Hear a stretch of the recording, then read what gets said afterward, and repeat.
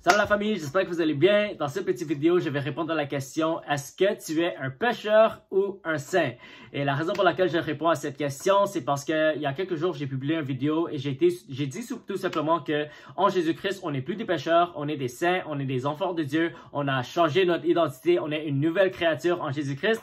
Et j'ai eu plusieurs commentaires des personnes qui me disaient que ce que je disais était faux. On disait que j'étais orgueilleux si je crois que je suis plus un pécheur. Alors, dans cette vidéo, je vais répondre à tous ces commentaires et je vais expliquer ce que la parole de Dieu nous dit par rapport à notre identité en Christ. Alors, tout d'abord, je comprends que tous ont péché. La Bible nous dit car tous ont péché et on est privés de la gloire de Dieu. Alors, oui, c'est vrai que chaque être humain, on est né dans le péché et on a péché contre Dieu, on a été coupable du péché et c'est pour ça que Jésus est venu pour mourir pour nos péchés.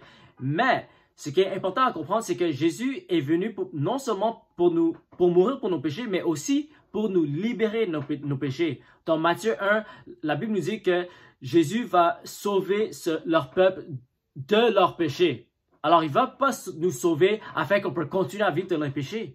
Une des promesses dans le Nouveau Testament, c'est que Jésus va non seulement nous pardonner, mais va nous libérer. Et ça, c'est un des grands bénéfices du Nouveau Testament, c'est qu'on n'a plus besoin d'être d'esclaves du péché.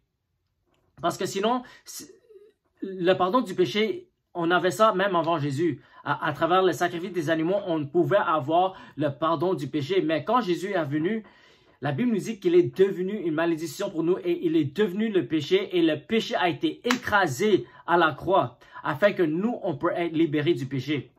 Et cet aspect d'être libre du péché, on voit ça partout dans le Nouveau Testament. Jésus lui-même, il a dit, celui qui pêche est un esclave du péché, mais qui le Fils va affranchir, ou qui le Fils affranchira sera affranchi ou sera libéré du péché. Alors, ça veut dire qu'à travers Jésus, on peut non seulement être pardonné, mais on peut être libéré du péché.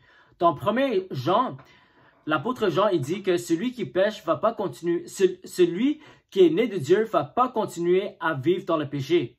Parce qu'il est né de Dieu, il ne peut plus vivre dans le péché.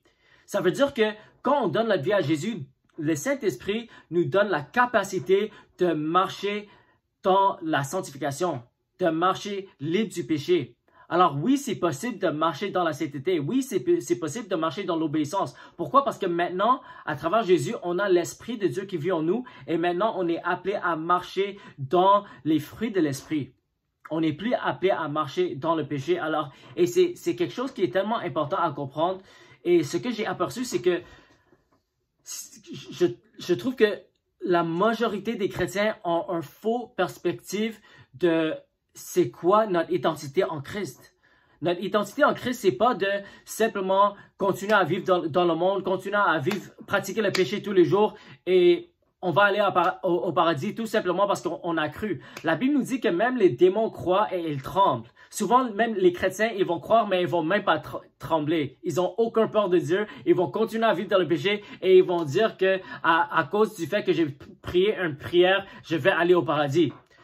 Mais c'est absolument faux. Si on lit la Bible, premièrement, c'est important de lire la Bible.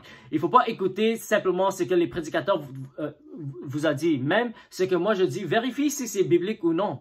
Tout ce que je dis est écrit dans la Bible. La Bible nous dit que Jésus est venu pour nous sauver de nos péchés. Jésus a dit que celui qui pratique le péché est un esclave de péché. Jésus a dit que ce qui le Fils affranchira sera affranchi, sera libéré du péché. L'apôtre Jean a dit que celui qui est né de Dieu ne va pas continuer à pratiquer le péché parce que le semence de Dieu vit en lui.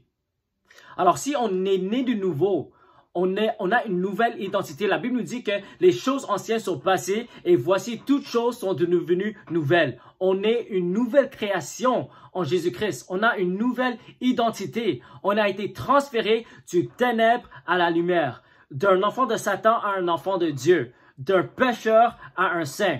Quand l'apôtre Paul il écrivait aux églises, est-ce qu'il a écrit aux pécheurs de Corinthe, aux pécheurs de Galates, aux pécheurs d'Éphèse? Non, il a dit aux saints de Corinthe, aux saints des Romains, aux saints d'Éphèse. Pourquoi? Parce que quand on est né de nouveau, on n'est plus des pécheurs, on est des saints. Les saints, c'est pas juste les statues ou les apôtres à qui on prie. Et ça, c'est le blasphème, en fait. C'est l'idolâtrie de dire que c'est seulement les apôtres qui sont des saints. La Bible nous dit qu'on est un sacerdoce royal. On est des saints en Jésus-Christ et on est appelé à marcher dans la sainteté parce que la Bible nous dit que sans la sanctification, personne ne va voir Dieu. Jésus a dit, qui verront Dieu? Heureux ceux qui ont le cœur pur car ils verront Dieu. Alors ne trompez-vous pas. L'apôtre Paul a écrit aux églises et il a dit, ne trompez-vous pas, les injustes ne vont pas hériter le royaume de Dieu. Jésus lui-même a dit, pas tout le monde qui dit Seigneur, Seigneur vont entrer dans le royaume de Dieu, mais tous ceux qui font la volonté de Dieu. Et l'apôtre Paul a dit dans 1 Thessaloniciens chapitre 4, il a dit, voici, ça c'est la volonté de Dieu, votre sanctification. C'est ça que Dieu veut, votre sanctification. Parce que Jésus vient pour une église sainte, une église pure, sans ride, sans saleté. Maintenant, est-ce que ça veut dire que quand on est chrétien, on va être parfait? Non, c'est possible qu'on pêche, mais ça ne devrait pas être un style de vie. Parce que si tu continues à vivre dans un style de vie de péché, tu dois te poser la question, est-ce que tu es réellement né de nouveau? L'apôtre Paul a dit, examinez-vous pour voir si vous êtes réellement dans la foi. Parce que la foi sans les œuvres est morte. Une foi qui ne produit pas les fruits, une foi qui ne produit pas des œuvres, une foi qui ne produit pas l'amour, une foi qui ne produit pas le pardon, une foi qui ne produit pas la maîtrise de soi, c'est pas une foi qui sauve. Parce que la réalité, c'est que ceux qui vivent dans le péché habituel, continuel, sans la repentance, ils vont pas hériter le royaume de Dieu. Ne vous trompez-vous pas, les injustes vont pas hériter le royaume de Dieu. Mais, si on pêche, pas quand on pêche, parce que c'est pas absolument nécessaire ou obligé qu'on pêche. Mais si on pêche, et ça arrive qu'on peut pêcher, on a un avocat avec le Père, Jésus-Christ le juste. Et la Bible nous dit que si on confesse nos péchés, Dieu est juste et fidèle pour nous pardonner et de nous purifier de toute iniquité. Alors, quand on est né de nouveau, Dieu nous donne des nouvelles désirs, il nous donne un nouvel cœur, il nous donne son Saint-Esprit et il nous donne la capacité de marcher dans l'Esprit et de tuer les œuvres de la chair. De marcher dans les fruits de l'Esprit. Mais si tu pêches, parce qu'il y a toujours les tentations, si tu pêches, ce que tu dois faire, tu dois confesser tes péchés devant Dieu, demander Dieu pardon et continuer à vivre dans la sanctification. Parce que sans la sainteté, personne ne va voir Dieu. Ceux qui disent qu'ils sont chrétiens, mais continuent à vivre dans le péché et dire qu'on est des pécheurs, on va toujours vivre dans le péché et ils ne se répandent pas de leur péché et ils n'arrêtent pas de pécher, ils ne vont pas hériter le royaume de Dieu. Pourquoi? Parce que le salaire du péché est la mort. C'est important de comprendre ton identité en Christ parce que si tu continues à proclamer que je suis un pécheur, on est tous des pécheurs, on est tous esclaves du péché, tu vas toujours continuer à vivre dans le péché et tu vas toujours marcher dans cette identité de pécheur ou pécheresse. Tu vas toujours être esclave de tes péchés. Mais si tu as la révélation que l'Esprit de Dieu vit en toi, que Jésus vit en toi, que c'est plus toi qui vis, mais c'est Jésus qui vit en toi, là, tu pourras marcher dans la sanctification, tu pourras marcher dans l'obéissance, tu pourras marcher dans l'amour. Quand tu comprends ton identité en Christ, que tu n'es plus un enfant de Satan, mais tu es un enfant de Dieu. Tu ne marches plus dans les ténèbres, mais tu marches dans la lumière.